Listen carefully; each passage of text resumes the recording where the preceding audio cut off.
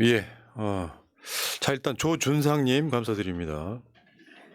자, 지금 1월 2일부터 1월 2일, 3일, 4일 지금 고통의 나날들이 여러분 근데 잘 견디셔야 돼요. 잘 견디셔서 나중에 이게 이 전화 이복이 될 수 있도록 하시는 건 여러분들의 몫이다 이런 생각이 듭니다. 자, 본방송 시작하기에 앞서서 한 2, 3분만 우리가 또 나라모 이야기를 좀 해야 되겠죠. 결국 이렇게 해야만 우리가 지금 방송 유지들이 가능한 거기 때문에 이해해 주시고요. 자, 오늘 어쨌건 몽도사님 얼굴은 좋아 보여요. 그것도 머리카락 때문이겠죠? 네. 아니 머리카락이 옛날처럼 없었다면 예. 아무튼 진짜 철없어 얼굴이. 저는 사람들께 보여줄 게 별로 없습니다. 얼굴이 전혀 없어. 예. 어디 가면은 한 10살 어린 사람보다 예. 더 젊어 보여. 그거는 팩트 같아요. 참. 예. 결국엔 이게 이제 피부와 머리카락 이 두 가지가 그렇게 보이는 게 아니냐 이런 생각이 듭니다. 피부도 좀 어느 정도 관리를 해야 되지만 그렇잖아요. 정치인은 사실상 어떻게 보면 연예인하고 똑같거든요. 예. 외모도 중요해졌어요. 지금 시대가. 그러니까 굉장히 외모가 훌륭하신 국회의원들이 좀 각광받고 있는 측면도 있죠. 예. 전체적으로 봤을 때. 근데 이제 우리 그 조상 선조들도 그게 이제 중국 문화에서 왔다고 보는 사람들이 많은데 저는 유교로부터 나온 성리학 이게 중국 문화라고 절대 생각하지 않거든요. 18세기에 우리가 성리학이 너무 발전해 갖고 중국에서 유학의 본고장인 중국에서 우리나라 성리학을 공부하러 옵니다. 되레. 이 무슨 말씀이냐면 그 성리학의 기반을 둔 그 말씀 중에 신원서판이란 말이 있어요. 신원서판. 신이 외모 비주얼이거든요. 네. 언변, 서, 학문, 판단력. 그럼 여기에서 그때 조상님들도 보여주는 비주얼이 그 사람의 모든 정책적 판단하는데 그만큼 중요하다. 그러니까 본인의 외모를 갈고 닦아야 한다. 맞죠. 중시한 거예요. 네. 예. 물론 외모가 상관없이 실력만 갖고도 버티는 사람이 있기는 해요. 그렇긴 한데 그럼요. 그런 사람 드물죠. 예. 어. 금상첨화라 그러잖아요. 어. 판단력도 있는데 외모도 되고 언변도 되고 그렇지. 학문도 됐다. 네. 그 신원서판 4개를 다 갖춘 사람을 이른바 사관왕이라 그럽니다. 신원서판 정봉주 예. 선생님 예. 다 갖추셨어요. 예. 지금 대표님이 곤궁에 빠져 있어서 웃을 수도 없고. 참. 예. 아이고. 진짜 이거 하지 맙시다. 이걸로 끝내. 뭐. 이거 너무 길게 하면은 또 이게. 괜찮아요. 근데 대표님이 처한 이런 상황에서 무한 긍정 에너지를 만드는 게 또 프라님과 정봉주의 힘 아니겠습니까? 맞습니다. 예. 그 지상 최대의 콤비라는 예. 표현을 누가 쓰더라고요. 그래요? 두 사람 방송을 보면 너무 빠져들고 재밌다는 거예요. 과거에는 김어준 씨하고 그랬는데 김어준 씨가 요즘 살짝 밀리더라고. 왜 그러냐면 김어준 씨가 자기 말을 너무 많이 해. 그치? 많이 해. 너무 많이 해. 머리 아파. 유일하게 김어준 씨의 말을 끊는 거 저밖에 없어요. 안 돼. 말을 하면 다들 가만히 있어. 이재명 대표 말을 끊을 수도 있는 사람이니까. 예. 이제 김어준 총수는 나라만 먹을 필요가 없죠, 아주. 털보니까요. 한때 나라보 이거 광팬이었다니까요. 그랬어요? 다이어트 한 20kg 확 하면서 그 후유증으로 머리가 빠진 적이 있어요. 네. 그럴 때 저한테 전화가 왔어. 자, 여러분 제가 먹어보니 예. 효과가 확실히 있더라. 그건 뭐냐면 전 병원 가서 무슨 뭐 조직을 검사하진 않았지만 주위 사람들이 하나같이 똑같이 이야기하더라. 징하네. 네. 웜해. 제가 유튜브 방송을 영상을 한 2, 3년 전 영상만 봐도 좀 이상해요. 의원님보다 늙어 보였어. 지금은 동갑으로 보이잖아. 예. 참네. 많이 좋아지고 있어요. 여러분 나라모 또는 풍성교 검색하시고 가셔서 이거 꼭 한번 드셔보시기 바랍니다. 진짜로. 저도 한번 먹고 시작할게요. 미라클 모닝님, 나라모 과보경 김호준. 그치, 과보경이지. 털도 나고 막 해.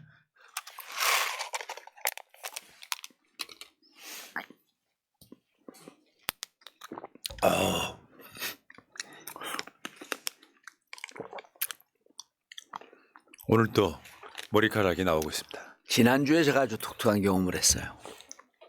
난 이런 분들도 또 계시다고 생각하는 게 재밌는 게 청담동에서 저녁 약속이 있는데 말끔하게 빠진 게 저보다 제 또래쯤인데 그분도 무척 젊고 양복을 근사하게 입고 아주 팬시한 트렌디한 분인데 딱 보더니 어이 정봉주 선생 딱 말투가 이래요. 건방지게 어이 정봉주 선생 나 당신이 싫어. 그래 그래서 그래도 어떻게 예 알겠어 감사합니다 그랬더니 뭐 감사해 싫다는데 그랬더니 그거는 과거형이고 나는 이제 당신이 좋아. 뭐 그것도 그 양반 식이 유머였나요? 예 유머였어요. 아이고 참. 근데 당신의 정치적 식견이 좋은 게 아니라 그 머리털이 좋아. 난 나라모 먹고 있거든. 그랬었군요. 예. 그래서 예. 진짜 그러더니 한 1년쯤 됐대요. 너무 좋다는 거야. 예. 알겠습니다. 감사합니다 그랬죠. 예. 자, 쓸데없는 소리였고요. 예. 자, 여러분 나라모 꼭 한번 구매해 보시기 바라겠습니다. 고민되시는 분들. 자, 시작할게요. 정치 천재 정봉주 시작하겠습니다. 전혀 다른 시각의 최고급 정치 평론 정치 천재 정봉주 지니어스장 89번째 시간입니다. 정봉주 민주당 교육연수원장 나와 있습니다. 네 안녕하세요. 민주당 교육연수원장 피까지 파란 사나이 정봉주입니다. 뭐 민주당이 언제부터 파란색이었다고? 아니 그전에 빨간색이었는데 빨간색 진 적은 없었어요. 예 노란색인 적이 있었죠. 노란색, 예. 녹색 이런 종류였죠. 그렇죠. 어쨌든 피가 당의 색깔 따라서 피색이 바뀝니다. 하긴 그렇죠. 예. 파란 피. 그래서 우리도 마이크 스폰지를 파란색으로 쓰고 있잖아요. 예 맞습니다. 원래 이게 우리 갖고 있는 색깔이 가지각색이었는데 예. 내가 그랬지. 우리 직원들한테 총선 끝날 때까지 무조건 파란색으로 해. 그래갖고 파란색 스폰지가 많아. 근데 이게요 파란색 스폰지인데 여기 침이 트잖아요. 네. 그럼 색이 좀 바래거든. 색이 안 바래. 이유가 뭔지 아세요? 네. 침도 파란색이야. 참. 자, 오늘 이야기 바로 들어갈게요. 이게 말이 뭐 언론들에서는 이재명 대표에 대한 뭐 피습, 테러 이런 건데요. 달리 말하면 암살 미수 사건이에요. 본인이 그렇게 밝혔잖아요. 네. 암살 미수 사건. 예, 본인이 밝혔습니다. 엄청난 사건인 거죠.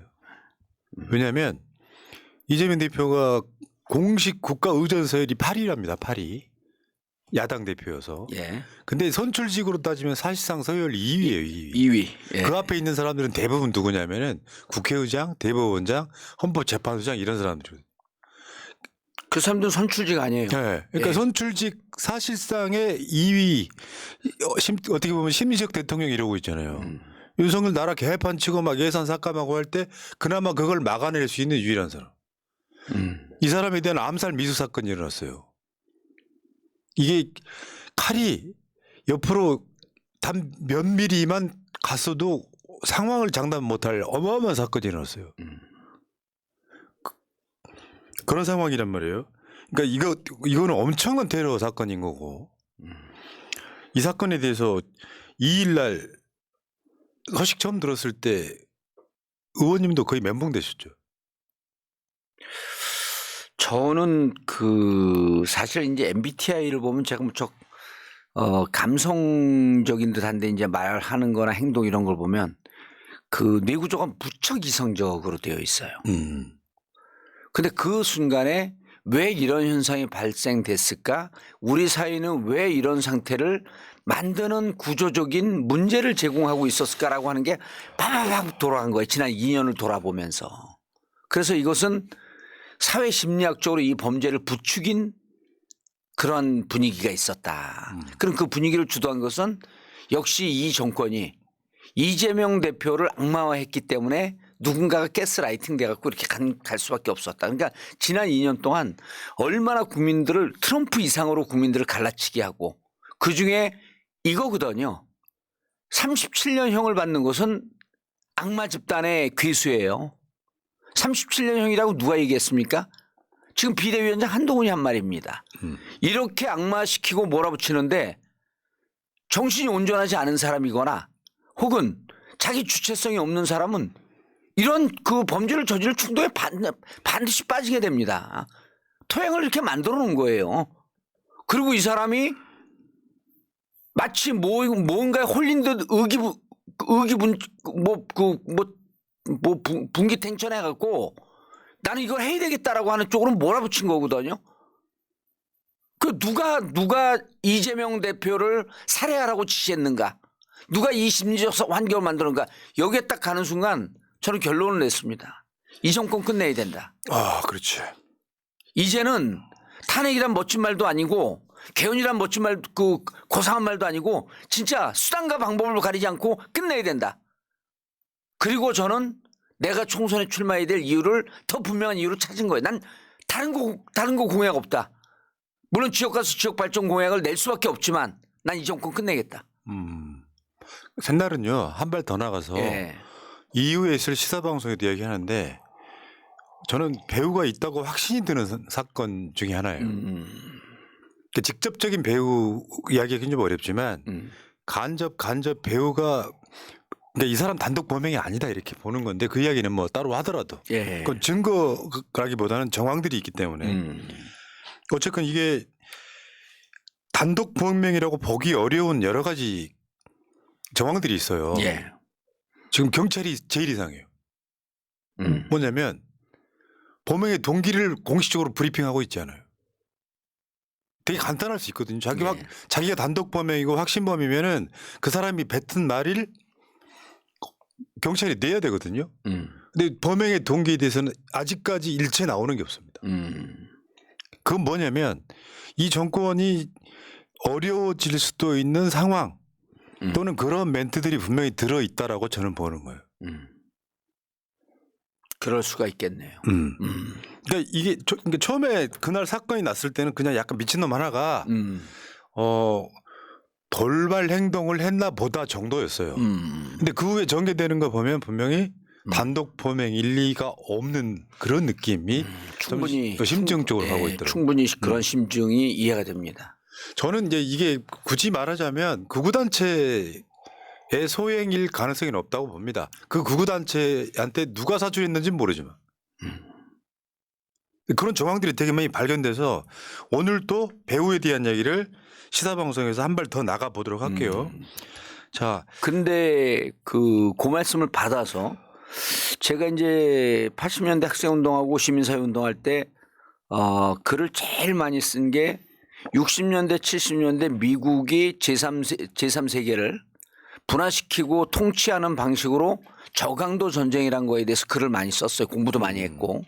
그게 뭐냐면 그라스 루트 스트래티지라고 하는 건데 그 제3세계를 그전에 미국이 군사적으로 직접 통치하고 직접 통제하다가 직접 통제가 그 내부에 반미 운동을 불러일으키니까 어떻게 하냐면 보수와 진보를 갈라치게 합니다. 우익과 좌익을 나눠서 서로 싸우게 합니다. 그러면서 우익 쪽에다가 무기를 지원하고 재정 지원을 하고 이러면서 갈라치기를 하는 거거든요. 근데 갈라치기 하면 제1차적으로 우익이 하는 행동이 뭐냐면 좌익에 대한 좌파 진보 정부나 진보 세력에 대한 테러를 합니다. 그러니까 지금 푸나님이 얘기했던 게 정치 공식 정치학적 관점으로 보더라도 극우 세력들이 통치 철학에 그대로 맞는 거예요. 그러니까 이들에게 그냥 단순히 갈라치기해서 정치적 이념적으로 싸우라가 아니라 너희들이 몸을 던져서 육체적으로 테러하라라고 하는 게 그 매뉴얼 지침에 있습니다. 그렇다고 한다면 이것을 실행하고 집행한 그 친구나 집단들이 그룹으로 있을 가능성이 있다라고 하는 이러한 정치학적 분석으로도 괴가 맞는 거예요. 예. 직접적으로 지시하진 않아요. 예. 누군가가 지시를 하면 그러니까 아주 쉬운 공식은 뭐냐면은 저 위에서 예. 가장 행동력이 빠른 단체 하나를 조종을 하고 예. 그 단체에서 이 사람을 돈 주고 매수하는 과정을 거쳐야만 생기는 현상이 나타난 현상들이에요. 예. 그러니까 새날 여러분 텔레그램 정보방에 오시면은 굉장히 화제를 적은 이재명 대표 피습 영상이 그대로 있고요. 이 친구가 그래요? 이 친구가 그러니까 그 뭐야 그 찌르는 연습까지 하는 것이 또 다른 방송 화면에 잡힌 게 있고요.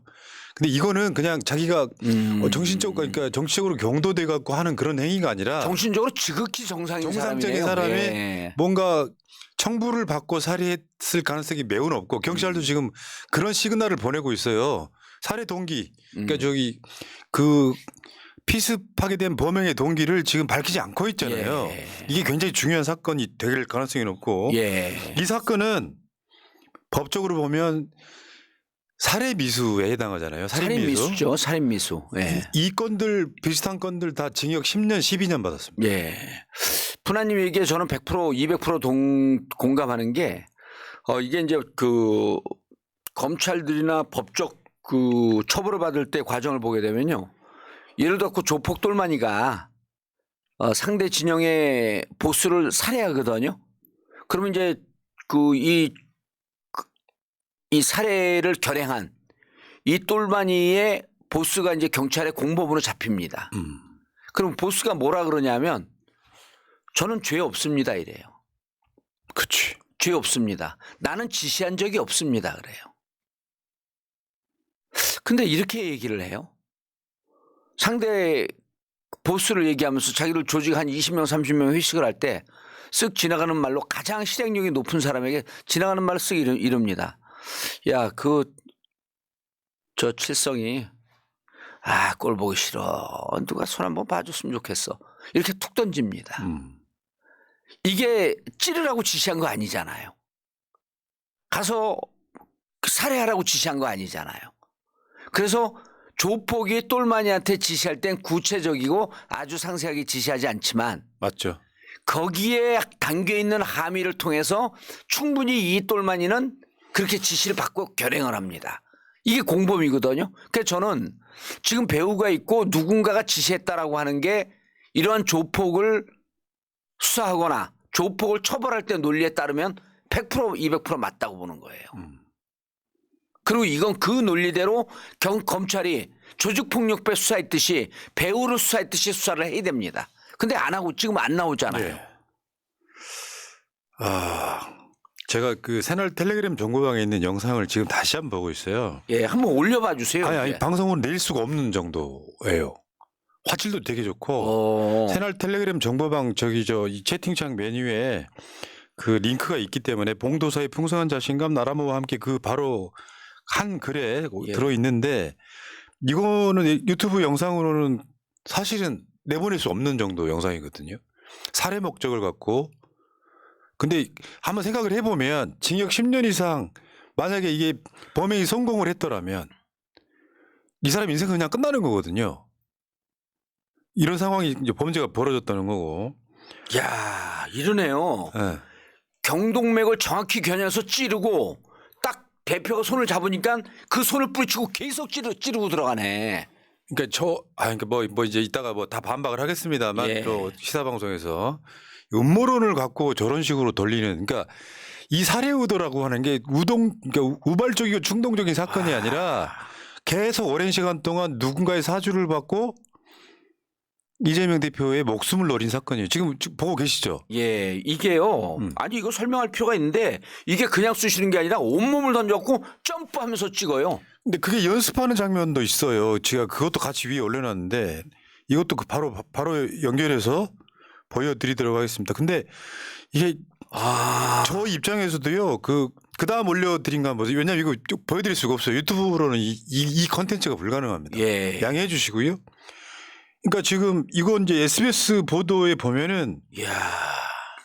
살해 미수범이라고 하는 저 사람이 찌르는 장면을 연습하는 장면까지 카메라에 나왔네요 SBS에. 그러니까 이 정도 상황이면 충동적이고 우발적인 범행이 아니다. 아니네요. 이야. 오호.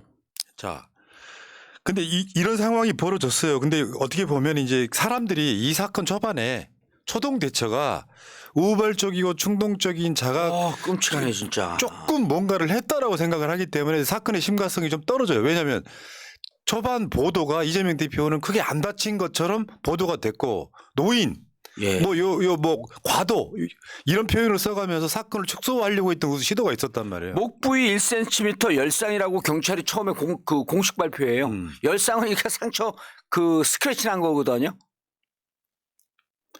이제 그 의사가 다시 발표한 게 오늘인가 어제 발표한 게 집도한 의사가 1.5cm 자상이라고 표현을 바꾸잖아요. 근데 경찰에서 열상이라고 표현합니다. 그러니까 그렇다 보니까 초반에 별 사건이 아닌 것처럼 지금 그 프레이밍화 됐죠. 그래놓고 저쪽에서는 음모론만 엄청 퍼뜨리는 식으로 갔단 말이에요. 근데 지금 상황을 보면 굉장히 엄청난 사건이다. 저는 같은 사건이 재발할 가능성도 있다고 보는 사람이에요. 지금 이재명 대표가 중환자실에서 일반 병실로 옮겼잖아요. 예. 여기에 경호를 더 강화해야 될 정도로 심각한 사건이에요. 그러네요. 와, 나 새날 이거 보기 전까지는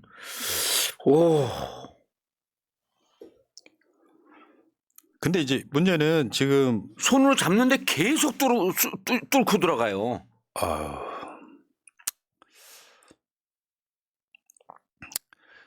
그러니까 상황이 이렇다 보니까 큰일 날 뻔했네. 네, 상황이 이렇다 보니까 일반 지지자나 민주당 입장에서도 엄중한 사건인 건 맞는데 고의적으로 살해를 하려고 했다라고 하는 인식보다는 충동적인 우발적 사건이다 아니네요. 이렇게만 보고 있는 거예요. 예.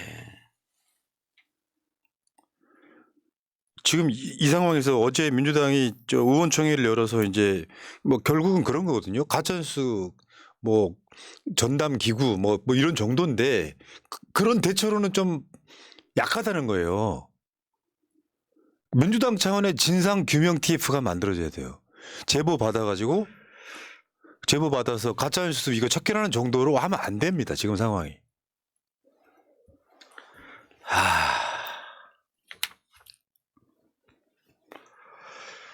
지금 의원님 충격 먹었어. 이 두 영상을 보고. 이 영상은 진짜 충격적이네요. 이재명 대표 이 화질도 좋고요. 이재명 대표의 표정이 아주 적나라하게 나오거든요. 헉 하면서 이렇게 쓰러지거든요. 어떻습니까? 지금 민주당 어떻게 해야 되겠어요, 그러니까? 이게 민주당의 경찰 출신들도 있고 검찰 출신들도 있고 그렇기 때문에 요 자료 화면을 일단 민주당 측하고 좀 공유해야 될 필요가 있을 거라고 보고요. 지금 누구 이렇게 사인해 주다가 당한 것 같죠? 고개를 숙이고 뭘 들여다보고 있는 걸 보니까. 그러니까 사인해 주세요 대표님하고 다가왔단 말이에요. 예. 기자들한테 지금 이재명 대표가 이제 걸어오면서 이야기를 하고 있는 상황에서. 예. 그러니까 이게 지금 가짜뉴스 대책 이런 걸로 안 된다고. 안 되는 거예요. 그 정도가 아니네. 그러니까 가짜뉴스 대책이라고 하는 게 이런 거거든요. 1cm 열상 그리고 그 이후에 무슨 헬기 특혜를 받았니 안 받았니라고 하면서 하는 이후의 상황인데 이전의 상황에 대해서는 얘기가 없단 말이에요. 그러니까 논란 비틀기야 그냥. 예. 포인트를 왼쪽에서 오른쪽으로 옮겨놓은 것뿐이에요. 이전의 상황으로 들어가야 돼. 이전의 상황. 이찌르기 이전의 상황. 준비하고 있는 영상 SBS에 떴잖아요. 예. 그럼 이런 영상을 집중 분석을 해서 민주당에서 요 진짜 배우와 이 수사 과정에 대해서 지금 행안위도 열어야 돼요. 이렇게 되면 경찰청장에게 당신들 왜 이 상황에 대해서 아무런 얘기가 없냐. 그래서 민주당에서 그냥 이거 가짜 뉴스가 아니라 이전의 상황, 찌르기 이전의 상황, 예비하고 준비하고 그랬던 상황 여기까지도 좀 파고 들어가야 된다고 보이네요. 그러니까 지금은 이 사건을 덮으려고 하는 정황들을 막아내야 되는 상황이에요. 그 민주당 입장에서 계속해서 경찰을 압박을 해야 됩니다. 왜? 범행 동기가 안 나오냐. 저는 이게 핵심이라고 봐요. 범행 동기는요. 이 사람 잡아다가 한두 시간이면 적치면 나올 상황이에요. 이 사람이 진짜로 단순하게 자기가 뭐랄까 이재명 대표가 싫어서 범행을 했다면 범행 동기를 외치면서 갔을 거예요. 잡혀갈 때.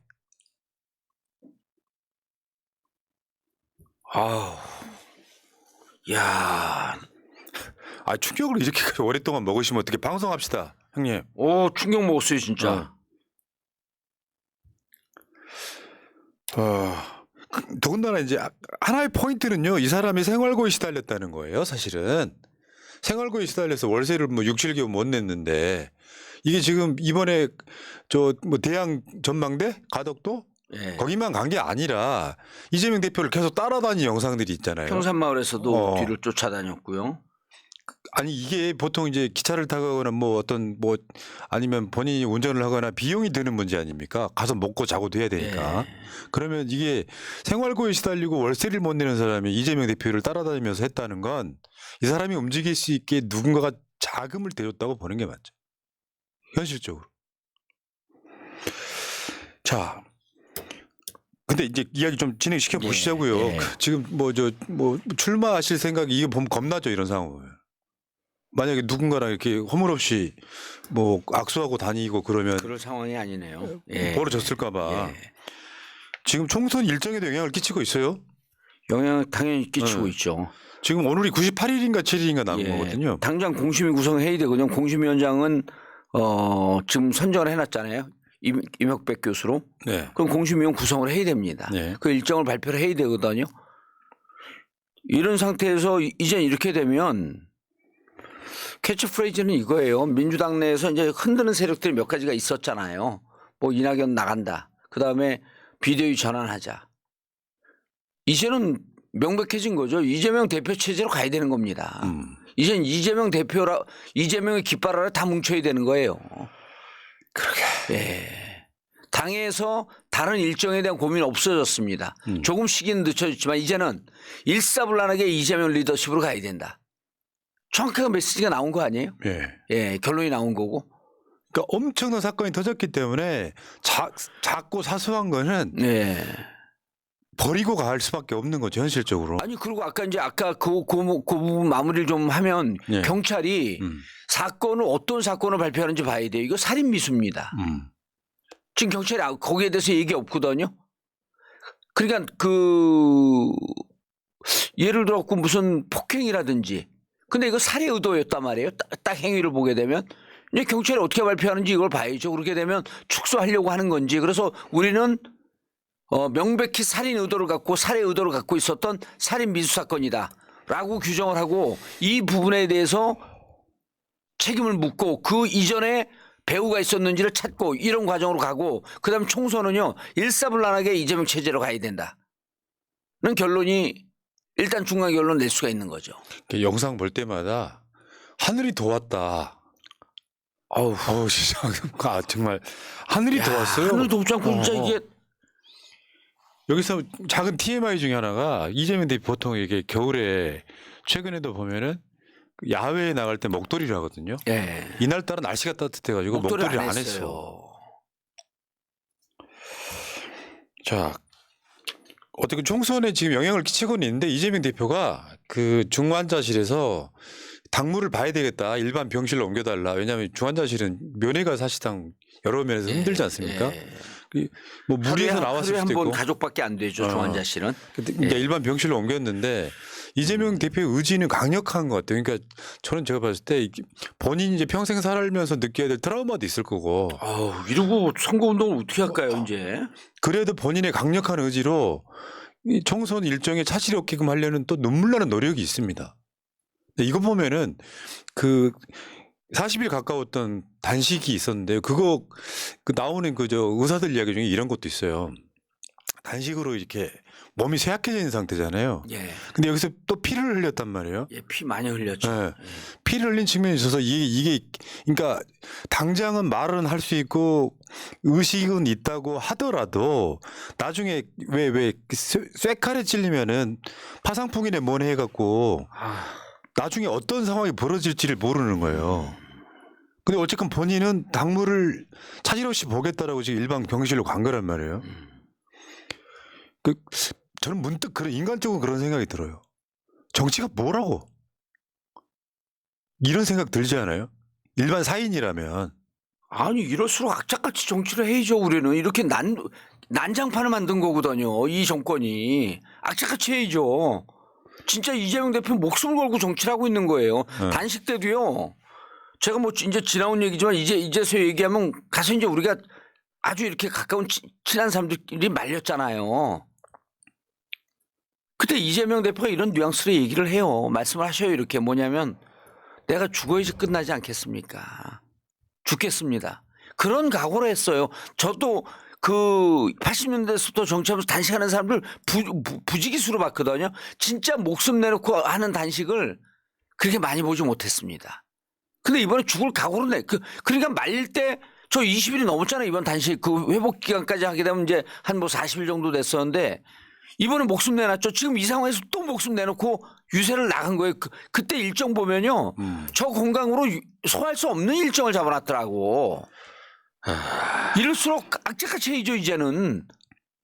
우리를 죽이려고 하는 세력들인데. 근데 오늘 이제 보도를 보니까 소위 이제 비명 예. 몇 사람 있잖아요. 예. 이재명 대표랑 건강 상태랑 상관없이 자기들 일정 가겠다 뭐 이런 이야기가 나와요.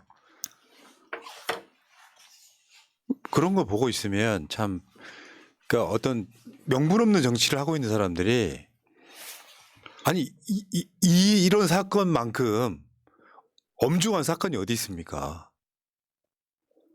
그 입장 반대로 바꿔 생각해 보면 돼요. 소위 반명과 비명이라고 하는 사람들 윤석열 쪽도 반명이잖아요.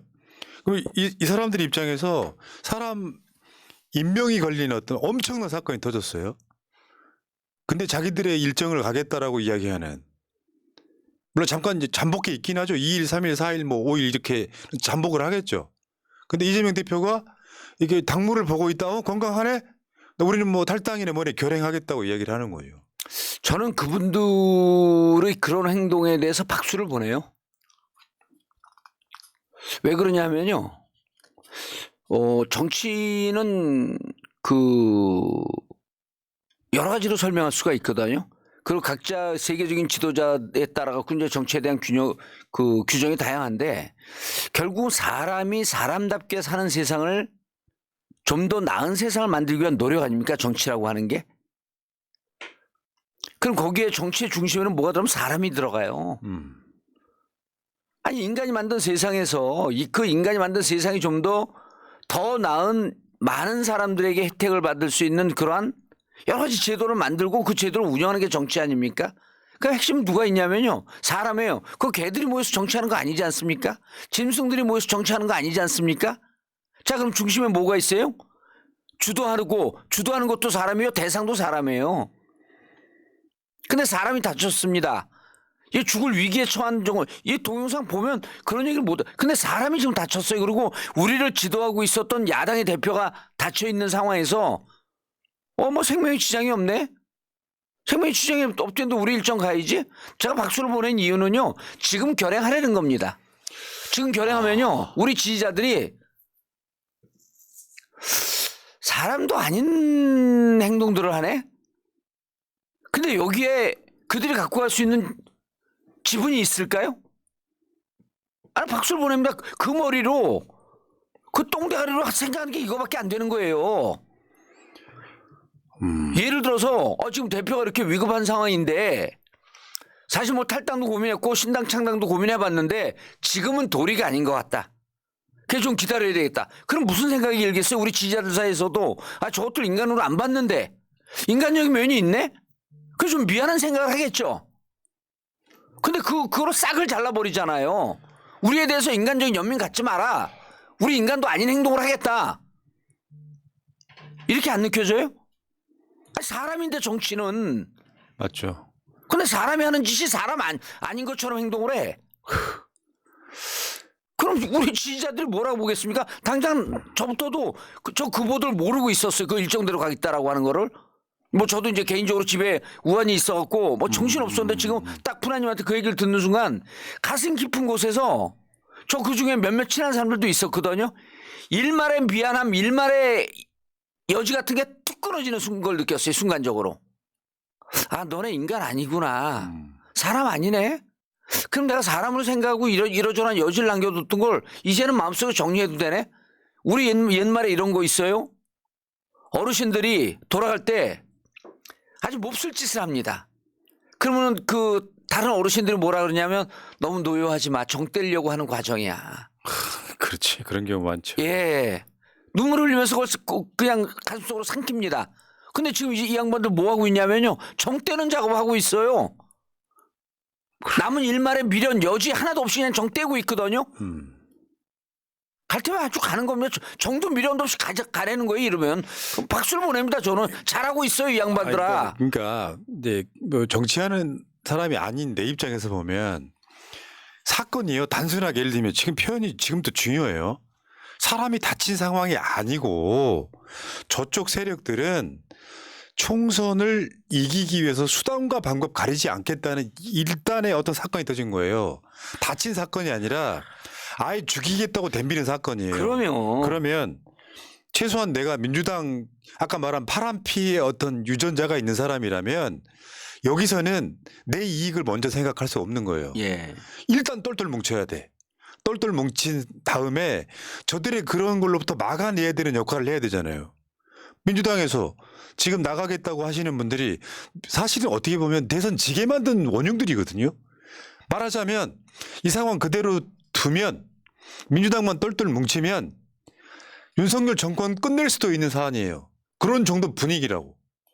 그런데 여기서 나가서 한 표로 더 갉아먹겠다는 뜻이잖아요. 무슨 말이냐면 본인들의 의도랑 상관없이 결과론적으로는 윤석열을 이롭게 하는 행위잖아요. 예. 아니 민주당 내에서 윤석열과 잘 싸우라고 했더니 이재명 대선 후보 당대표 내내 흔들어가지고 결국 선거 지게 만들었던 자들이 총선까지도 지게 만들려고 하고 있어요. 제가 이분들이 이 방송을 물론 안 보겠죠. 그분 보좌관들도 안 볼 가능성이 높지만 우리 여기 지지하시는 분들 그다음에 정치에 대해서 관심 있는 분들께 요 부분에 대해서 제가 해석의 말씀을 좀 드릴게요. 아까 제가 사람이라 그랬잖아요. 이게 휴머니즘입니다. 기본적으로 철학적 개념이. 제가 어디 박준영 교수 거기 출판 기념회 갖고 뭐 한 말씀 했더니 송모 의원이 아니 정치학을 공부하셨어요? 제가 이제 정치 철학을 공부를 많이 했죠. 나름대로. 자, 이 얘기는요. 오나라하고 월나라하고 쌈이 붙습니다. 전쟁이 터지는데 풍랑이 치고 있는 배에 오나라 월나라 사람들이 같이 배를 타요. 이게 5월 동주 아닙니까? 오나라가 월나라하고 같은 배를 타고 있다. 5월 동주라고 하는 것은 싸우고 있지만 한 배를 탔을 때는 그 배 안에서 싸우다가 배가 뒤집혀서 다 죽는다는 얘기예요. 지금요. 친명 반명이 갈등이 있고 싸우는 과정 맞습니다. 아무리 양보했고 그걸 인정을 하더라도요. 지금은요. 오나라 월나라가 싸워서 같은 배를 타고 있을 때는 합심을 해서 이 풍랑을 겪기 위해서 힘을 합치는 것과 똑같이 지금은 뭐를 해야 되냐면요. 친명이든 반명이든 민주당이라고 하는 배를 같이 탔어요. 이럴 때는요. 이 배의 선장이 위급한 상황을 당했잖아요. 이럴 땐 배 안에서 싸우는 거 아닙니다. 그 중국 고사성의 중국 동양 고전 철학 이런 얘기가 있어요. 5월 동주 구동존이 화이부동 모른 배워라 이씨. 5월 동주 싸우고 있더라도 같은 배를 탔을 때는 화합을 해야 한다. 구동존이 같은 것은 구하고 다른 것은 그냥 놔둬라. 한 배를 타고 있으니 민주당이란 배를 타고 있으니 그럼 민주당이란 배를 깨고 가고 싶으면 가라 그냥. 그런 고전 철학이나 그런 동양 철학, 정치 철학으로부터 배움이 없으면 해겔이 또 이런 얘기를 합니다. 인간과 사회는 역사로부터 아무것도 배우지 않냐 한다. 그런 자들을 어리석은 자들이라고 한다. 그 정치를 보고 있으면요. 본인들만의 세계에 빠져서 실제로 정치라는 게 아까 뭐 그 한자 성어들이 그런 거거든요. 예. 결국은 민심으로 하는 거고 이재명 대표가 계속 이야기하는 거 있잖아요. 정치는 정치냐는 거지만 국민들이 하는 거다. 예, 맞습니다. 근데 자기들만의 세계에 빠져가지고 명분을 막 만들어요. 근데 아직도 우리를 설득시키는 명분은 단 한 가지도 안 나왔어요. 없어요. 아니 제가 지금 하신 그 푸나님의 말씀을 우리 중학교 때 배웠던 그걸 인용해갖고 한마디 더 드릴게요. 아는 척하는 김에 끝까지 아는 척할게요. 경험주의 철학의 원조 베이컨이 이런 얘기를 합니다. 종족의 우상, 동굴의 우상, 시장의 우상 이런 우상의 얘기를 하잖아요. 동굴의 우상에 빠진 사람들, 뭐 동굴의 우상이라고 하면 오판과 편견에 빠져서 세상의 객관적 진실을 제대로 보지 못하는 사람들. 그분들 자기들만의 동굴의 우상에 빠져 있는 거예요. 맞습니다. 그럼 아니 그러고 그 정치는 뭐냐면 대의 명분이거든요. 대의라 그랬어요. 대의 명분. 명분이 있어. 명분은 항상 대의 명분입니다. 지난해 교수들 뽑은 그 사자성어가 이거 아닙니까? 결리 망의. 눈앞에 있는 이익을 쳐다보다 보니까 망의. 대의를 잃는다. 대의를 잃는 자들은 뭘 하면 안 됩니까? 대의 명분은 정치의 요체이기 때문에 정치를 하면 안 됩니다. 맞죠. 그냥 손님배 드린 거죠. 그럼요. 여러분 탈당하려고 하는 여러분 일정 가려고 하는 분들 여러분들 대의를 잃었기 때문에 정치의 본체를 잃었습니다. 정치하지 말고요. 각자 돌아가서 너네들 일하세요. 예. 자, 뭐 다른 방송 이야기를 해야 되니까 지금 이재명 대표의 재판 일정도 연기됐어요. 근데 그게 정말 가짜뉴스를 내면은 거짓말 좀 하지 마요. 이재명 대표 재판 일정이 연기되는데 법원이 직권으로 연기한 거예요. 법원이. 당장 지금 이재명 대표가 언제 완쾌될지를 모르는 상황이에요. 그럼요. 말하자면 이재명 대표가 당무를 병원에서 보게 되면 이런 측면도 있단 말이에요. 예. 지금 한참 총선 분위기 띄워야 되고 지역 가야 되는데 못 가잖아요. 예. 그만큼 이게 일정이 딜레이 되는 상황이란 말이죠. 예. 그러니까 음모론들은 그런 식으로 만들어지는 거예요. 그럼요. 재판을 안 받으려고. 예. 그러니까 미친놈들 이야기 같고 법원 직권으로 연기가 됐고요.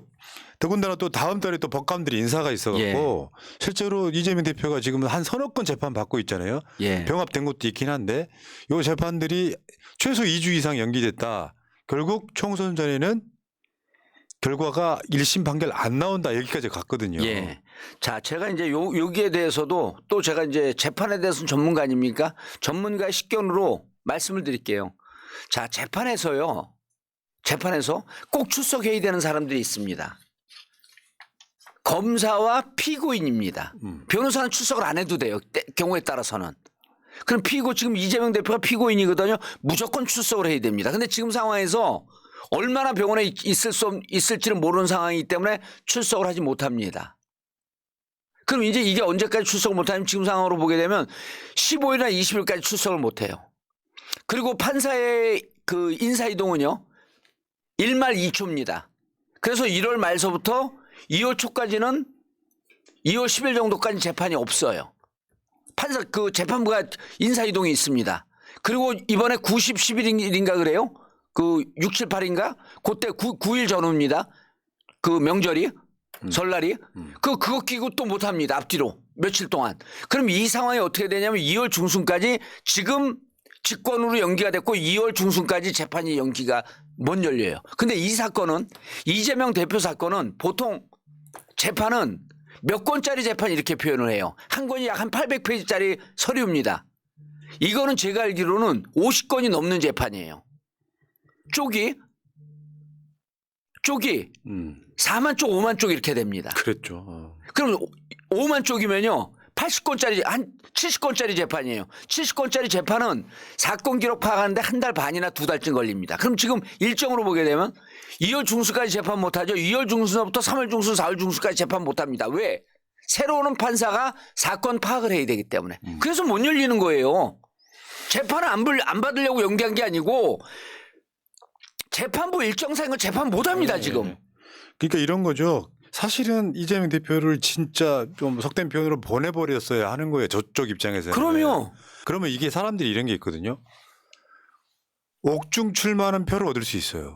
근데 만약에 어떤 병고가 생기잖아요. 예. 민주당 지지층 다 흩어지는 거. 나는 이 시점에서 윤석열 총선이 폭망하는 상황에 저들의 첫 번째 시도다 이렇게 봅니다.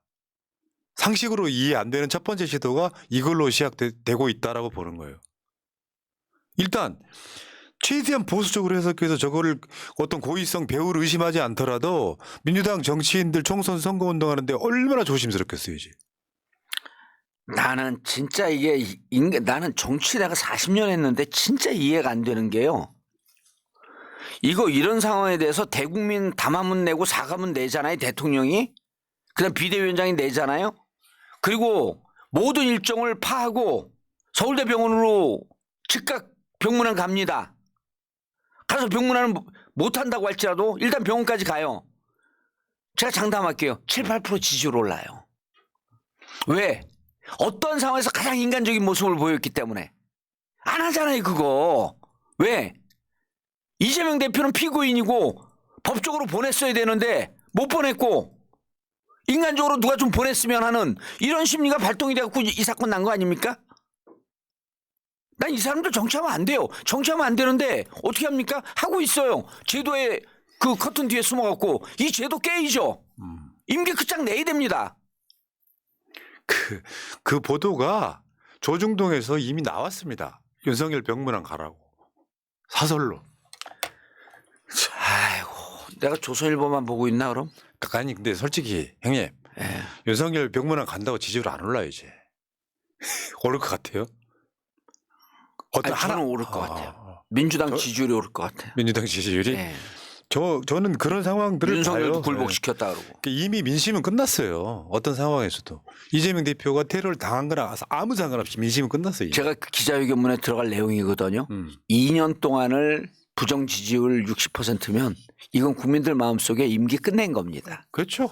내려와 이렇게 하고 예, 있는 거죠. 제도의 틀 뒤에 숨어갖고 임기 채우려고 하지 마십시오.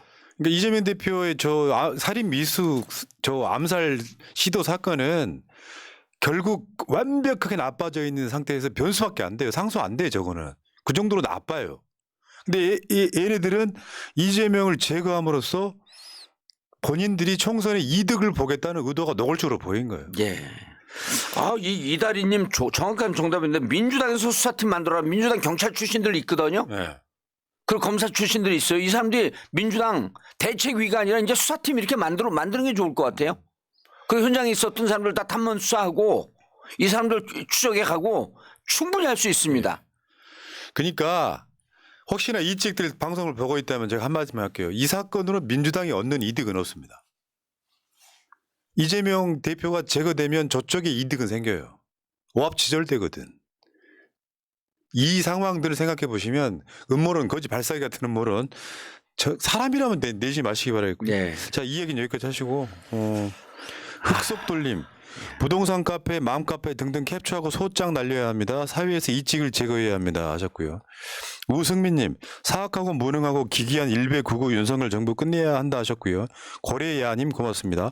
김민현님 고맙습니다. 비온 뒤에님 고맙습니다. 여러분 까먹으셨을지 모르겠는데 요 나라모 있잖아요. 진짜로 효과가 저는 보고 있거든요. 그 나라모를 여러분들이 저게 효과가 있을까 싶은 분들 한 3, 4개월만 드셔보시면 머리카락이 확실히 달라집니다. 꼭 한번 드셔보시기 바래요. 그래서 우리 성현들이 이런 말씀하시잖아요. 불신 듬성, 예. 믿음 풍성. 믿으면 머리 난다. 자, 이 얘기하면 안 되나요 지금?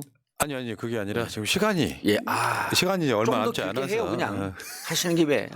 예, 계속 가요. 아니 어쨌건 간에 나라모 예. 검색하셔가지고 드셔보시기 바라고 예, 이 타이밍에 길게 하면 또 역효과난다. 그러면 맞습니다. 기억을 하시라고요. 예, 프라님 화이팅. 예, 감사합니다. 자, 근데 문제는요. 지금 이 사건이랑 상관없이 윤석열은 사면 초과예요. 그러니까 우리는 있잖아요. 윤석열을 보고 있으면 뭐 달라진 느낌 한동훈 막 띄우잖아요. 예, 근데 윤석열 자체가 사면 초과예요, 지금. 사방에서 들려오는 천하라의 노래. 사면 초과. 실제 그 얘기 한번 해볼게요. 어제 뉴스타파의 보도를 보면은 이제 헌법 학자들 인터뷰가 나오는데 예, 김건희 특검을 거부하는 것 자체가 대통령 탄핵 사유다라고 해석하는 헌법 학자들이 많더라고. 그러니까 뭐냐면 핵심의 요지는 예, 거부권을 행사하는데 조건이 있다는 거예요. 무조건이 아니고 예, 국민적 여론이 예, 이거는 무조건 그 거부해야 된다라는 여론이 있지 않고서는 거부권 행사할 수 없다. 헌법을 해석하면. 두 번째, 자기 부인의 문제에 대해서는 거부권 행사 자체가 불가능하다. 대상이 아니죠. 맞습니다. 그러니까 탄핵 사유에 해당한다는 거예요. 예, 근데 이 통과되자마자 20분 만에 우리 거부권 행사할 거라고 메시지가 나왔지 않습니까? 예, 오늘 국회에서 대통령실로 이송됩니다. 그러니까 탄핵 사유에 해당한다는 거잖아요. 이 자체가 나중에 헌법재판소에 중요한 고려사항이 될 가능성이 높다. 이게 이제 그 헌법학자들의 분석에 덧붙여서 제가 이제 그것을 정치학 원론적 개념으로 풀어드리면요. 자, 선출직 권력은요. 너 마음대로 하세요라고 하는 권력을 준 게 아니에요. 대통령을 뽑잖아요. 그럼 5년 동안 대통령 책무 중에 제일 중요한 게 뭐냐면 국민 앞에 선서하잖아요. 대통령직을 수행하겠다라고 명령을 받았다고 그러거든요. 그럼 명령자가 있잖아요. 명령자 누굽니까? 5천만 국민이에요. 근데 국민이 자 이번에는 그다음 또 국민의 대표가 누굽니까? 국회거든요. 그 국회에서 과반 의석 넘겨서 표결한 거를 수시로 거부권 행사하는 요것뿐만 아니라 이렇게 수시로 거부권 행사하는 것 자체가 헌법 정신 위배입니다. 맞죠?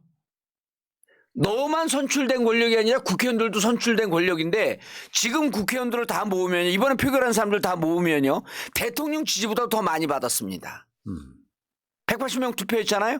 180명 각 지역구에서 받은 거를 쭉 앞에 보세요.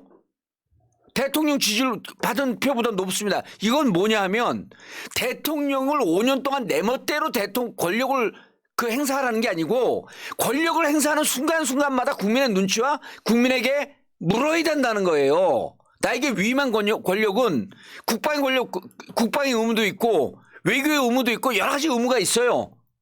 이런 권리도 위임을 받았습니다. 그런데 크리티컬한 순간에 그래서 전쟁을 한다든지 국가 간 비주를 한다든지 하게 되면 국회 동의를 받게 되어 있잖아요. 근데 이거는 국민들 70%가 찬성하는 법률이에요. 이건 국민들에게 물은 거나 같거든요. 국민들이 70% 찬성하는 걸 내 마음대로 거부권 행사하겠다? 헌법 정신 위배입니다. 국민들이 위임하지 않은 권력이에요. 헌법 정신 위배가 탄핵 사안인 거잖아요. 탄핵 사유죠. 탄핵의 대표적인 헌법 위배예요. 그리고요. 지금 디올백 받았잖아요. 이거 뇌물 아닙니까? 사실은 뇌물이지. 부부는요. 경제 공동체, 공동 지갑입니다. 측근과 달라. 예. 부부는 경제 공동체예요. 이거요. 제일 많이 주장한 게 박근혜 특검 때 박근혜와 최순실은 경제 공동체라고 하는 논리를 부부가 아니다 갖다 껴 맞춘 거예요. 본인들이 개발한 겁니다. 그럼 부부 경제 공동체 아니에요? 자, 부부 경제 공동체라고 하는 것은 뭐냐면 부인에 관한 형사소추의 문제라든지 부인에 관한 검찰의 수사 등등에 대해서는 남편이 감나라 배나라 할 수 있는 권한이 없다라고 하는 얘기야. 맞죠. 일맥상통한 얘기입니다. 근데 이걸 거부권 행사를 해요? 기본적으로 인간으로서 체면이 있으면 안 하죠, 이거를. 대통령 이전에. 아니 이것들은 사람이 아니라니까요. 우리가 지금 1년 7, 8개월 동안 봤잖아요. 사람이 아니라고. 정상적인 머리가 아니라고요. 뇌가 우리들 보통 사람과 다르다고. 오죽했으면 제가 사이코패스 정권이라고 했겠어요. 아니 그래서 나는 내일 이송됩니까? 오늘 이송됩니까? 오늘 이송되면요. 거부권 행사하는 곳에 나는 박수를 보냅니다. 자, 지금은 피할 수 있겠죠? 우리 속담 그런 말 있잖아요. 호미로 막을 것을 가래도 못 막는 상황이 온다. 이거 거부권 지금 특검 받아들이면요. 그나마 호미로 막는 겁니다. 근데 이 거부권 행사하잖아요. 두고 보세요. 2월 중순서부터 해갖고 제가 장담컨대 100% 제의 붙이면은 국회 통과합니다. 이거 통과 안 된다고 보는 사람들이 지금 한 95%인데 저는 5%의 배팅을 걸게요. 국회 통과합니다. 과반 이상 출석해갖고 3분의 2 이상 무기명 투표해갖고 이 특검법은 통과됩니다. 꿈쩍 못합니다. 그래서인지 지금 김건희가 작년만 해도 신년 인사회에 나와서 나댔거든요. 올해는 숨었어요. 지금 저걸 외국 갔다 온 이후로 숨었어. 아니 뭐 일관성이라도 있어야지. 지금 숨는다고 사람들이 비호감이 사라진가요? 이렇게 이거죠. 평상시에 꿩고기를 많이 먹은 거죠. 대가리만 숨으면 다 숨는 줄 아는 거예요. 장두노미. 예. 야, 그 사자성어 어려운 건데. 그러니까요. 예. 꿩이 예. 대가리만 숨기면 예. 꼬리는 그대로 있다. 뭐 이런 거예요. 예. 그러니까 이 상황. 뭘 지금 이 상황 이 타이밍에 지금 놀랄 타이밍이에요 지금. 뭐냐면 나는 이렇게 보는 거예요. 김건희가 숨은 이유가 여론 때문에 숨었다가 아니라 뭔가 모사를 꾸미고 있다고 보는 느낌이. 가만히 있을 사람이 아니잖아요 이 사람이. 그런 것도 있고 누군가 그러니까 이 세상 아닌 기운을 받기 위해서 뭔가를 하고 있을 수 있죠. 뭘 또 할까? 뭐 기도해요?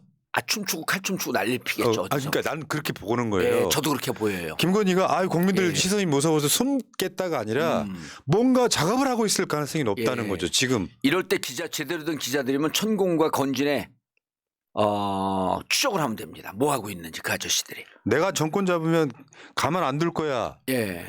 그거를 하고 있다고 나는 보는 거예요. 가만히 있겠어요? 예. 어떻게든지 뭔가를 막으려고 하는 거죠. 공교롭게도 그 타이밍에 지금 이재명 대표 암살 미수 사건 터진 거 아니에요. 저는 김건희 씨랑 직접 연관이 있다고 이야기하는 거 아닙니다. 이야. 핵심은 그런 거라고 보는 거지. 그러니까 언론은 김건희라는 사람을 너무 기존의 잣대로만 보고 있는 거죠. 숨어 있을 이유가 없어요. 이 사람은. 언론에만 안 나타나는 거지. 뭔가 사람들 만나고 뭔가 조직하고 뭔가 하고 있다. 왜 그런 얘기도 있잖아요. 한동훈 비대위의 상당수 인선이 김건희 인선일 수 있다. 말하자면 한동훈이가 비대위원장 된 이유가 뭐 총선용이 아니고 김건희 특검을 막아내기 위한 1차 임무가 있다 하는 것처럼 그러면은 카톡으로 그렇게 형수랑 대화 나누던 김건희가 비대위원 인선에 있어가지고 영향력을 끼치지는 않았을까라는 의심을 해볼 수 있는 거죠. 예를 들어 예. 그 이번에 그 물러난 그 친구 하나 있잖아요. 비대위원. 그런 사람 추천을 많은 언론은 한동훈이 인사감주 실패했다고 얘기하잖아요. 예. 근데 예를 들어서 이런 사람 꽂아라 라고 말을 했다면 그 한동훈이 거부할 수 있었겠습니까? 예. 그래서 그 과거 그거를 또 제가 한번 요즘 들어봤어요. 서울의 소리하고 했던 거. 그중에 이제 MBC에 노출되지 않은 걸 들어봤더니 이렇게 그냥 수시로 부르더만 동훈이 그렇더만요. 그러니까 어찌 보면 직접적인 소통과 의사를 주고받는 관계는 한동훈 비대위원장하고 더 가깝고 친밀하게 받는 것 같아요. 그럼 지금 뭔가 작전에 들어가지 않았나? 그리고 또 작전에 능한 거로 일단 지금 특검에 보면 그러잖아요. 2009년서부터 2011년까지 도이치모터스 작전에 깊이 개입한 것으로 추정이 되고. 그러게. 예. 근데 여기 이제 사면 초과는 뭐냐면 예. 여기에 어제 이준석 신당의 허은하가 비례대표에서 의원직 버리고 합류했잖아요. 예. 이거 큰일이에요. 그러니까 이거 보통 일은 아니죠. 예. 보통 일 아니에요. 왜냐하면 제가 이제까지도 이제 신당 만들 때 보면 비례대표가 국회의원 버리고 나간 경우가 많지 않아요.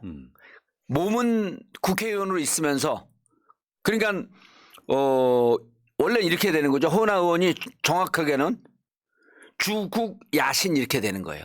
낮에는 국민의힘에 있고 밤에는 신당에 가 있고.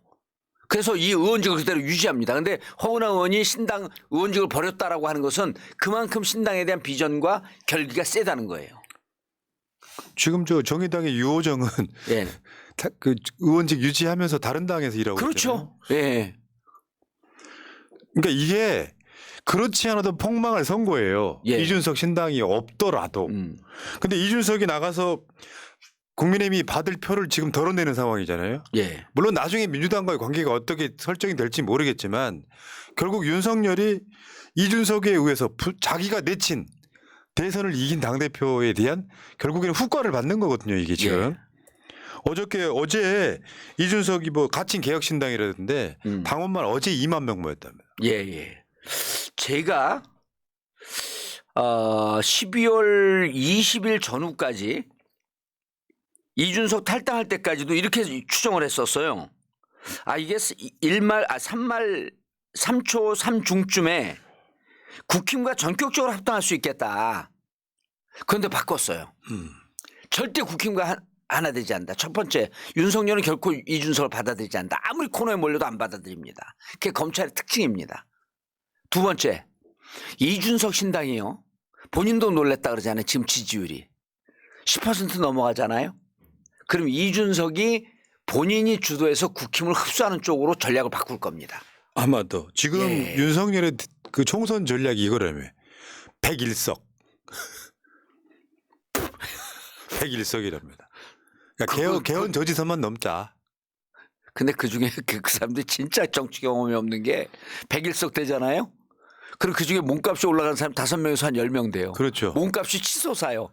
다 윤석열이 마음에 들어서는 아닐 거고. 그러면 그중에 5명 10명은요 몸값 치솟으면서 민주당에 귀순하는 사람들 반드시 나옵니다. 101석은 농담이죠. 그러니까. 예. 예를 들어서 120석 정도 돼야지 본인들이 살아요. 그러니까 민주당만 갖고 180석을 얻으면 사실상 윤석열은 탄핵이다라고 하는 얘기가 그런 얘기예요. 왜냐? 남은 임기 식물 대통령이 될 가능성이 높고 예. 민주당이 아닌 반윤 비윤 정당들이나 합쳐 보면 그런 상태로 가다 보면 결국에는 국민의힘에 당선된 후에 이탈표가 또 나올 수밖에 없는. 그래서 저는 올해 임기 중단이 가능하다고 보는 겁니다. 올해요? 올해요. 그렇지. 예, 가능합니다. 네.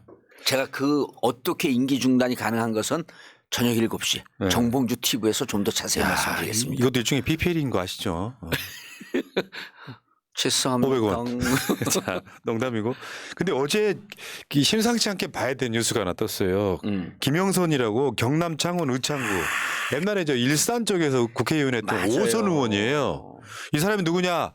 노량진 수산시장 가가지고 물고기 똥물 먹으면서 오염수 괜찮다고 했던 사람. 어제 검찰이 수사에 들어갔어. 정치자금법 위반 수사. 그러면 우리는 계속 의심을 하는 거지 않습니까? 경남 창원 의창구면 그래도 국민의힘 당선 가능성이 있는 곳이잖아요. 현역 의원이 또 저 김영선이니까. 예. 그럼 이 사람 검찰이 수사를 들어갔다고 하는 건 검사 공천하려고 그러냐? 이런 생각 들 수밖에 없잖아요. 그러면요. 이런 지역 많아요 지금. 이제 제가 그랬잖아요. 그때 10일 전후로 해서 이 지역의 옷벗은 공직자들 보면 된다. 누가 올지. 그럼 이제 지금 김영선 거기 만약에 옷벗은 사람이 있잖아요. 그럼 김영선은 어떻게 됩니까? 나 팽당하는구나. 이분 어디 가요? 제3당 안 되니까요. 그리고 이분 김건희 특검 제의 들어갈 때 이분 찬성할까요? 100% 찬성합니다.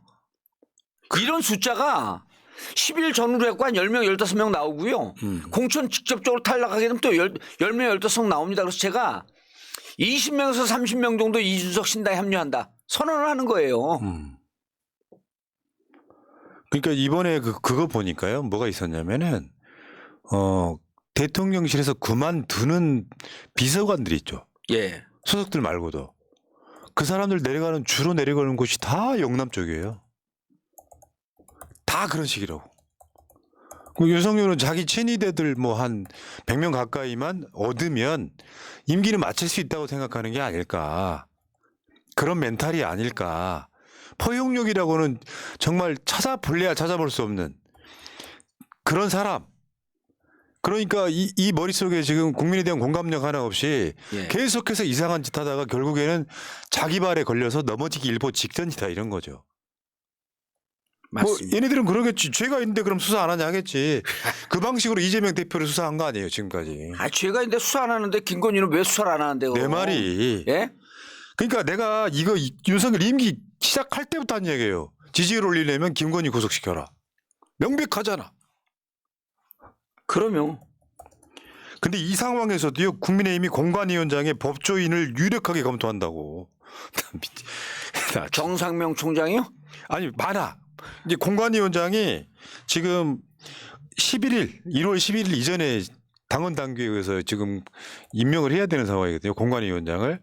근데 뭐 여기에 뭐 어제는 양창수 이야기도 나왔었고요.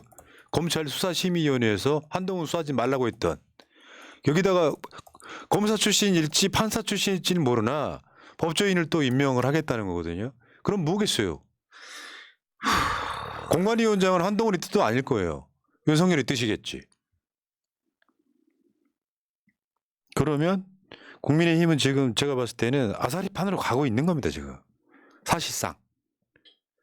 그러니까 윤석열한테는 안 보이고 국민한테 보이는 모습.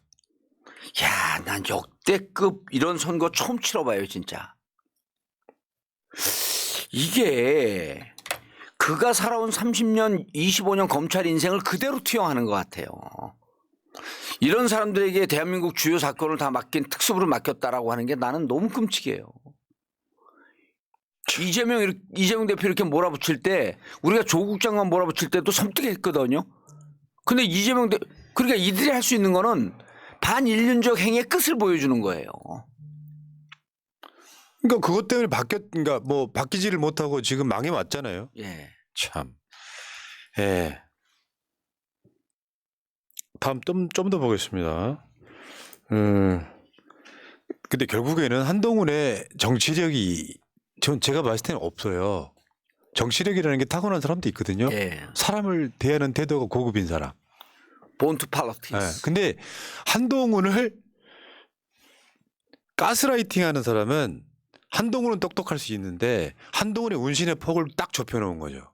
까치발 드는 사람은 정치하면 안 됩니다. 왜냐면 기본적으로 본질을 그 위장하거나 거짓된 행위를 하는 거에 능한 거예요. 그게 뭐냐면요. 정치는요. 정치인들 다 사기꾼이고 다 거짓말하고 그럴 것 같잖아요. 정치의 본질은 정직입니다. 그래갖고 과거에 우리가 영어 속담 중에 honest is the best policy. 정직이 최고의 정책이다라고 하는 게 정치 맞아요. 얘기예요. 그러니까 한동훈이 똑똑할 수는 있어요. 네. 그래서 농담으로 어. 까치발 드는 사람 정치하면 안 됩니다. 그렇지. 그러니까 뭔가 포장하기 좋아하는 건데 예. 말하자면 현안된 이슈들이 있잖아요. 어제 있었던 사건도 그렇고 최상병 그 대전 현충원에 묘역 지나가면 같이 인사해 줄 수 있거든. 예. 안 하고 그냥 쌩까고 가잖아요. 말하자면 이태원 참사 이번에 다음 주 화요일 날 이태원 참사 관련한 특별법 지금 통과시킨다는 거잖아요. 예. 한동훈이 여기에 대해서 공감할 수 없는 거잖아요. 없죠. 그러니까 한동훈을 운신의 폭을 좁혀놓는 누군가 위에 있어요. 예. VIP인지 KK인지는 몰라. 그러면 한동훈 둘 다죠. 자체가 둘 다. 여기서 여기 정치력을 가질 수가 없는 거고 무조건 민주당은 이제 통과를 시킬 거고 거기에 윤석열은 거부권 행사할 거고 이게 계속 될 거라는 이야기죠. 그럼 한동훈이 윤석열과 다른 점이 하나도 없는 거잖아요. 예. 시청자 여러분, 이거는 여러분 외우시면 됩니다. 선거는요. 구도, 바람, 인물이에요. 인물, 구도, 바람. 이걸 선거 볼 때 세 가지 관전 포인트고요. 그다음에 선거를 치른 집단 있잖아요. 집단의 우두머리는 뭘 갖고 있어야 되냐면 처음에는 경험입니다. 두 번째 전략, 세 번째 결기, 의지, 네 번째 비전. 이 네 개를 이 공식을 한동훈한테 대비를 해보세요. 경험 없죠? 전략 없죠? 의지 없죠? 비전 없죠? 근데 무슨 총선을 치릅니까? 필패 인선이에요, 이거는. 그러니까 한동훈이 만약에 예. 정말로 국민적 공감을 갖고 있는 사람이라면 국민의힘 지지율이 급등을 해야 되고 그럼요. 한동훈 지지율도 올라가야 되잖아요. 예. 근데 저번에 여론조사 보면은 윤석열이나 한동훈이나 비슷비슷해요. 호감도가. 똑같은 애들 모여갖고 한동훈 들어왔으니까 좋아해주는 불가능한데 그러려면 한동훈의 비대위원장 이후에 행보가 파격적이어야 돼요. 윤석열도 까야 돼. 그게 못하고 있는데 그게 무슨 정치력이냐 이렇게 묻고 싶어요. 야, 자 여기까지 하시고요. 자 총선이 지금 이제 7일? 예. 뭐 이런 정도 남았는데 오늘부터 총선까지는 정말 급박하게 돌아올 것 같습니다. 어떤 사건이 터질지 모르겠어요. 그리고 이제 제가 또 항상 얘기하는 건데 이게 인간의 심장에도 몸에도 그 파장이 있듯이요. 맥박이 있잖아요. 맥박이 파장이거든요. 그다음 파도에도 높낮이가 있고요. 사회 흐름에도 파동이 있습니다. 이 파동이 민주당에도 파동이 있고 국힘에도 파동이 있는데 민주당의 파동이 최고점으로 갈 때 선거가 딱 일정이 맞아야 돼요. 맞죠. 근데 국힘을 보니까 파장이 없어요. 계속 밑으로 까부러져. 맞아. 난 진짜 저들이 뭘로 파동을 만들까? 역대 40년 만에 처음 보는 선거 구도예요. 그러니까 지금 백약이 무효인 거예요. 예. 아유 참. 알겠습니다. 오늘 저녁 7시에는 정봉주 TV 가셔가지고 오늘 특별히 뭐 초대 손님 있나요? 없습니다. 우리끼리 그게 제일 재밌어. 이재명 대표 깃발로 총선 치른다. 2024 정치 초정밀 예측. 좋아요. 예. 이따 7시에는 정봉주 TV로 가시고 새날 시사방송 뒤에 바로 연결되니까 그때 다시 한번 말씀드리겠습니다. 자, 전혀 다른 시각의 최고급 정치평론 정치천재 정봉주 89번째 방송 마치겠습니다. 예, 수고하셨습니다. 고맙습니다. 예, 인사가 늦었습니다. 여러분 새해 복 많이 받으십시오. 예. 민주주의 평화 통일 다 죽어간다 이대로는 놔둘 수 없다 자 다시 한번 해보는 거야 자 다시 한번 싸우는 거야 자 손 맞잡고 어깨를 걸고 우리 함께 이기는 거야 자 다시 한번 해보는 거야 자 다시 한번 싸우는 거야 자 손 맞잡고 어깨를 걸고 우리 우리 함께 이기는 거야. 자, 다시 한번 해보는 거야. 자, 다시 한번 싸우는 거야. 자, 손 맞잡고 어깨를 걸고 우리 함께 이기는 거야. 자, 다시 한번 해보는 거야. 자, 다시 한번 싸우는 거야. 자, 손 맞잡고 어깨를